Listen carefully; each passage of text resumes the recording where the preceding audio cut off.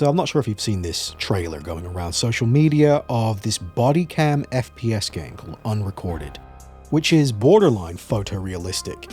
It's so accurate in the way the animations portray bodycam footage, police footage. The lighting is incredibly realistic and on point, and the animations are mimicking the kind of twitchy, it's not just a classic FPS arm with a gun locked in place with a, really obvious animation loop. This is fluid, it seems dynamic, right? So that coupled with what I can only assume is some form of RTX ray tracing or something. When you're scrolling through Twitter and you just see a little box playing this footage, it looks like bodycam footage. And I gotta say, it's very impressive. Whether or not the game is actually fun to play, that's another story. But it's ignited a debate about realism in video game graphics. And I'm seeing a lot of characters across social media with these hot takes about how this game in particular is too realistic. This type of bodycam style realism is not kosher on the basis that, we live in a society that has a lot of systemic issues with police brutality and violence, and this is offensive. So again, very puritanical vibes coming from the usual games journo adjacent types, right? They find this level of realism specifically offensive, especially when coupled with the fact that you're playing as a cop, right? As opposed to playing as an Afro black woman in, a Vietnam setting or World War II setting, That's fine, and we want to make those graphics as realistic as possible. New Battlefield. But because I'm playing as like a one-armed transgender individual, well, the more violent the better. I mean, there's nothing offensive or serious about smashing a Nazi's face in, By the way, I define Nazi as anyone that disagrees with me politically, so yes, trans on cis violence is hilarious and it should be encouraged. That's completely fine. There's no debate about violence whatsoever. But suddenly, now, of course, things have gone too far. And it's making me ask the question, well, what is it about this game in particular? Why is this specific depiction of realistic violence so beyond the pale to a lot of these people? And it's something to do with the body cam. I think that body cam police footage is kind of either consciously or unconsciously in the minds of these goons a source of a lot of cognitive dissonance and distress, because again, they believe this idea that racism in the West is this low IQ, surface level judgment being imposed on a people who have done nothing to deserve it, right? They're being judged purely on the basis of their skin color when they have this rich, vibrant culture that, despite being shilled by every major corporation on the planet, is still being held down by this unseen hand of systemic racism that we have in the West. And it makes sense that this very fragile worldview would be threatened by things like uncensored police bodycam footage, uncensored CCTV footage, the robberies gone wrong, melanated gentlemen committing crime. There's a lot of that happening on Elon Twitter specifically because the draconian level of censorship has been toned down a little bit. And consequently, I'm seeing a lot of normies being forced to kind of face up to this uglier side of society, which flies directly in the face of the state propaganda vis-a-vis race. And, a lot of this stuff is too real for them because, again, it exposes the side of reality that on some level they recognize, but so much of their identity is tied up in ignoring. This is the default perspective that is being forced down our throats in the West. The rest of the world looks at us with confusion and disgust. And in the case of the American normie libtard, it's a worldview based in equal parts on self-deception, but also on deceiving others. And, they really are not happy with the exposure of these violent videos. Like, what's more outrageous, the video being shared or the fact that America is such a lawless, degenerate, violent place to live, Like, what is the real problem here? Do we have a problem with violence? Or do we have a problem with violence in the wrong context? Where we have people crying about video game violence like a puritanical Jack Thompson 90s douchebag in 2023 after having lauded Last of Us Part 2, heaping praise on a game where you play as a lesbian smashing people's arms with hammers, faces being torn off, torture that you participate in, torture porn snuff, leftoid power fantasy. That is what that game boils down to. But for some reason, just this basic police body cam game with a focus on simulating something that's real. Well, we can't have that. Even Trainwrecks TV, I mean, this guy is supposed to be some kind of gamer Chad who speaks truth to power. I watched that video where he called out e-girls, and that was supposed to be this based moment.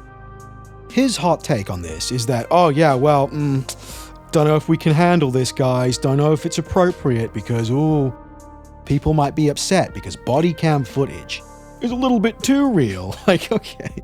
So this pursuit of realism that has been an arms race within the video game industry since as long as anyone can remember, that ends here, guys, because we don't want to offend black people because they'd be offended by body cam footage because they're offended by being filmed by police, behaving antisocially, committing crimes, killing people, murdering people, robbing people. Well, don't fixate on that because black people's feelings are the top priority in the West. I mean, America will literally go to war over black people's feelings, right?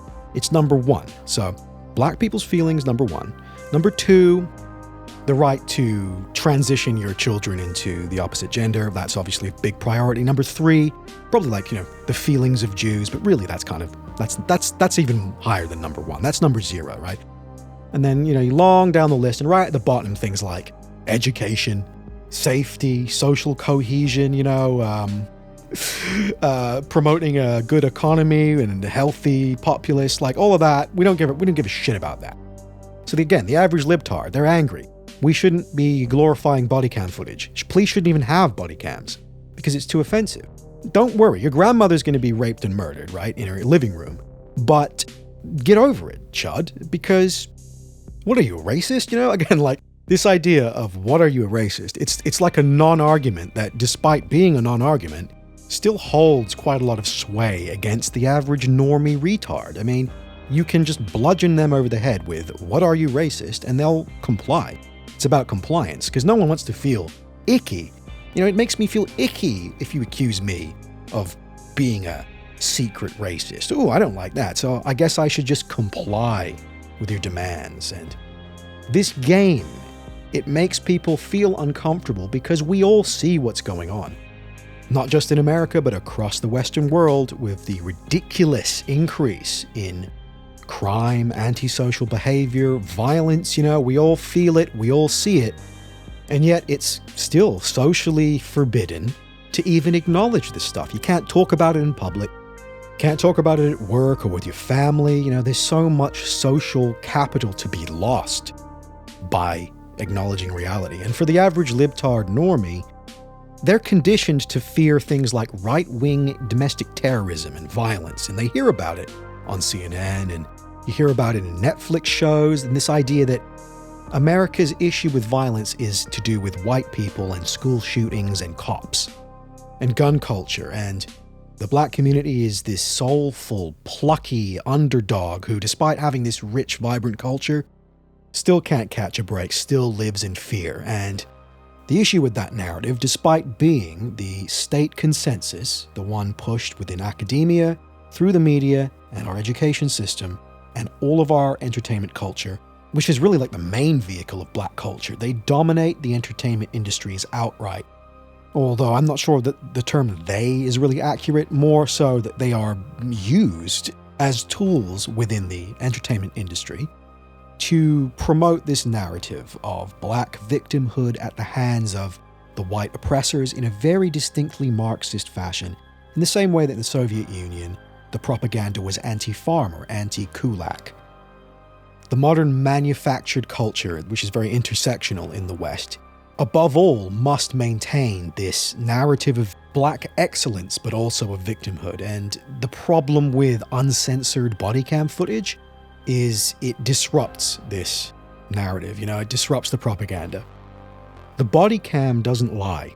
And if you're the type of person that's built your entire worldview and your identity on questionable information, as in the state-sponsored narrative, the narrative that is okay to believe and to talk about and to evangelize for in the name of justice and virtue, right? So the incentives are there for you to not ask questions, but still In the mind of every normgroid, there's this splinter driving them mad because late at night they're scrolling through Elon Twitter and they see these body cam videos and they go, is there a pattern here? Am I allowed to admit that to myself?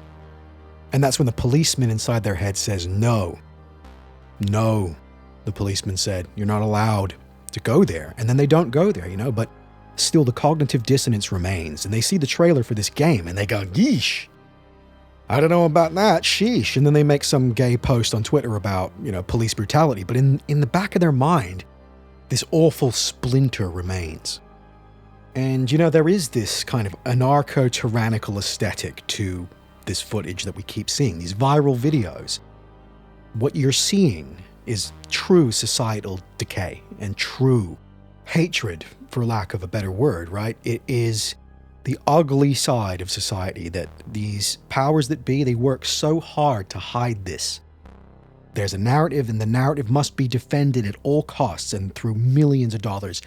Endless lobbying, endless funds burned, countless industries and subcultures ruined and brought to heel. All to create a false reality where the cause of said social decline is the white guy with his family, living a semi-rural lifestyle, who just wants to be left alone. Yes, reality itself has become problematic. Defending yourself against criminals has become problematic. Playing a video game that resembles this ugly face of society at its rawest and at its realest is problematic, of course. And that's why we need Black Ariel, That's why we have ESG mandates influencing all of our entertainment, from movies to video games, everything working in tandem to uphold this state narrative, this hologram of white oppression, which a lot of the clown world exists and functions as it does today in response to this hologram. It's like a giant straw man by which clown world justifies itself. The people defending this social hologram, right, the disciples of the hologram, they somehow think that they're being brave, as if this is some kind of act of defiance. There is nothing brave about defending this evil status quo, and it's getting old quickly. I'm personally feeling #fatigued about this topic in particular, and you have insufferable, probably borderline psychopathic people, usually white or redacted, that love the exposure. They love to be heard parroting these socially acceptable, politically correct ideas. That defending black people at all times and defending the aspects of their culture that are morally bankrupt is a good thing. Why? Because you're shilling for the authority. And for that you get exposure, you get attention, and you get a little head pat if you're lucky. But again, what happens when that authority doesn't exist? What happens if that authority changes? God forbid. Are these people going to have to answer for the fact that they have shilled and held water for a system that has caused so much loss of life and unnecessary suffering and chaos? And for all of that pain and suffering to be ignored because it was politically incorrect, to tell the father whose daughter was raped and murdered by an African-American criminal, and for the entire culture itself to counter-signal his pain and his grief, to laugh in his face and call him a racist, well, that is the moral standard in America right now.